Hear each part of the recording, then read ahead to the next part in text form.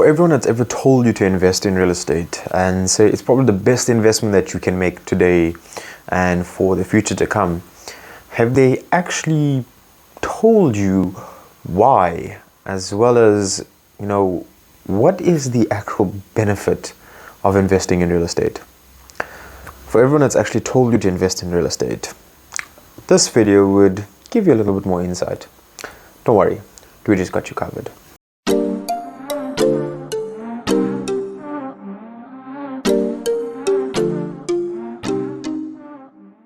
What's up everyone, my name is Dijesh, and for those of you that don't know, I am a principal property practitioner, been in the industry for over 10 years with many different views and aspects in different realms of real estate. I basically have a holistic view of property as a whole. For some of you out there that are actually thinking about investing in real estate or want to know why is it such a good investment, this video is probably here to give you more insight. Disclaimer, this is not to push you in any way to invest and not telling you how to invest, but just kind of breaking down why it's kind of like a good investment, as well as why you should potentially look at real estate investment in the long term. So without further ado, let's get into it. Number one, right, real estate is probably a solid investment. And what I mean a solid investment, meaning it's an investment that you can see, it's an investment that you actually have some sort of control over. Now, when I mean some control over, I'm basically talking about it's a tangible, if you could say asset, but I beg to differ in certain instances, and we'll get into that now.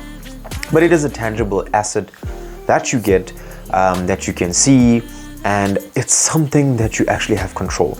Unlike stocks and forex, those type of things where you don't really have much control over the markets, real estate is something that you have control.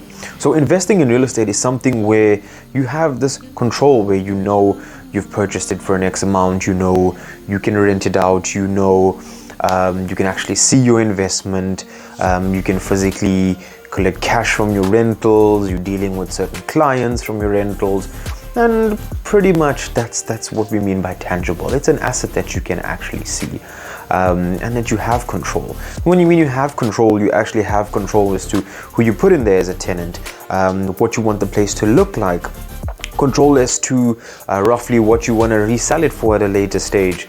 Obviously selling within the actual price point of the market at that point, but you do have control over these factors, control over your rental income, and you have some sort of control over real estate as well, which is very, very good. And you don't want to be investing in something that you don't really know and you don't really have much control over as well. Number two, yes, it is an asset when you invest. Now, Rich Dad, Poor Dad, Robert Kiyosaki, if some of you know who he is, and if you read Rich Dad Poor Dad, he basically stipulates that real estate can be an asset or it can be a liability. Liability in the sense that if you buy a home for personal use and you're paying a mortgage every month or your bond repayments, the money or the property is not giving you money, so therefore, yes, it becomes a liability. It's an expense every month that you're paying for. But it's an asset in the event that you purchase it and you obtain rental income. Now, when I mean rental income, you're getting rental income that's either, number one, paying off your bond, or paying off your bond and giving you a surplus every month. Now, in terms of, would you always get higher than the bond amount in terms of your rental income? Not necessarily in the South African market. The reason being is that it's very much dependent on how much down payment you put in your property or your deposit, as well as what the rental factor goes for in the market. So a very good idea or good example is when people bought at the Pearls development, when we were dealing with the project, you bought a studio apartment for 1.59 million on launch, right? And people expected to get that 15,000 Rand rental or 16 to 17,000 Rand rental on a studio apartment for 35 square meters every month to basically cover the bond, cover the levies, and give them a little bit of surplus. But it wasn't really the case, because if you didn't put a substantial deposit, the market at that point really only catered for rental about 14 to 15,000. So you kind of just broke even with your bond repayments at that point. So yes, a lot of factors go into that, and like I said, it is something you have control when you invest, because you can look at these factors before you invest in real estate. So very, very important. America has very different methods of dealing with the investments in real estate, but we're not going to go into that. We're talking about the South African property market. But as a whole, yes, worldwide, still something you have control over, and you just need to look into their markets a bit more before you invest in it. All right. And the third point that we're going to look at, and this is very, very, very important. Yes, real estate does contribute to your net worth. So a lot of you people really see these billionaires, and we're going to take Donald Trump, who's become a billionaire through real estate, right? A billionaire through real estate, basically the buildings that he owns and the property that he owns equate to over $1 billion US. And that in actual fact, with his cash flow that he's getting obviously from his rent, the property prices escalating every year as well. So that contributes to his net worth, and that contributes to him actually having or being a billionaire. And I could say a paper billionaire, because yes, he may possibly not have $1 billion cash in the bank. Who knows, he might have. But asset wise, his assets do accumulate to over $1 billion US.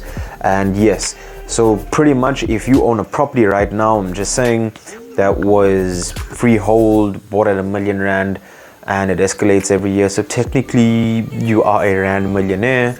But yeah, you get the crux of what I'm trying to say. And yeah, it increases your asset value.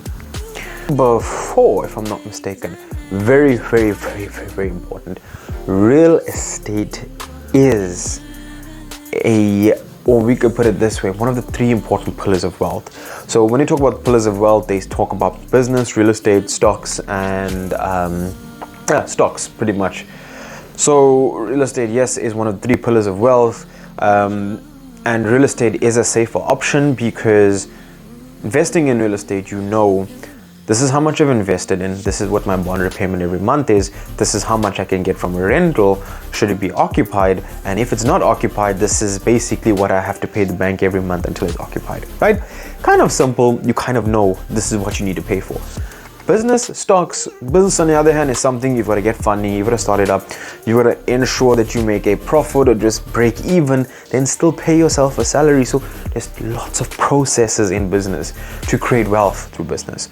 Stocks as well, you've got to buy at a certain price and understand the markets, or go through a broker, or maybe if you're trading forex, need to understand patterns and whatever it is that obviously give you your profit, and something like you don't have control over. But real estate is something you have control, and let me tell you why. Assume you bought in a market where you did not have any control in the property price, because sometimes you don't really have property price control, right? We're assuming that you bought in a market where the property prices was declining, but you could still obtain a rental in that market, because if the property price was declining, chances are you would still get a person willing to rent in the area, so you've never really lost out on an investment. But it's very rare that property prices do decline. I mean, if you look at township economy, properties in the township prices are skyrocketing because of the rapid urbanization in those areas. If you look at the suburban areas, the property prices escalate year on year, and that's as a result of a lot of new developments coming into play. So as long as there's constant new developments coming into play, there's constantly going to be an increase in the property prices, and that's very important.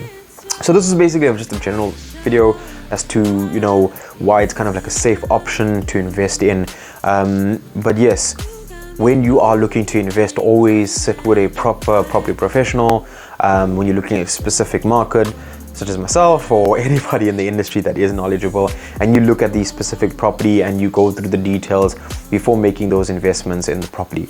But yes, remember, always a knowledgeable agent will always give you the best advice, and you should always work with the agent who gives you the best advice, because there's a lot of, I could say, people that are here today and gone tomorrow.